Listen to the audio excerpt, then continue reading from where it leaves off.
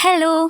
അങ്ങനെ ഞാൻ എൻ്റെ നീണ്ടൊരു പരോൾക്ക് ശേഷം ഞാൻ തിരിച്ച് ഹോസ്റ്റലിലോട്ട് പോവാണ്. ചെറിയൊരു വിഷമമൊക്കെ ഉണ്ട്. പക്ഷെ പണ്ട് ഞാൻ ഭയങ്കരമായിട്ട് പട്ടി കരയുന്നതാണ് കാര്യം. പക്ഷെ ഇപ്പൊ വിഷമമുണ്ട്, പക്ഷെ കരയാൻ പറ്റും. ട്രെയിൻ വന്നപ്പോൾ എൻ്റെ പൊന്നെ സൂചി കുത്താൻ സ്ഥലമില്ലാത്ത രീതിയിലായിരുന്നു. അതുകൊണ്ട് കുറച്ച് നമുക്ക് വീഡിയോ ഒന്നും എടുക്കാൻ പറ്റിയില്ല. പിന്നെ മോർണിംഗ് ആണ് വീഡിയോ ഒക്കെ എടുത്തത്.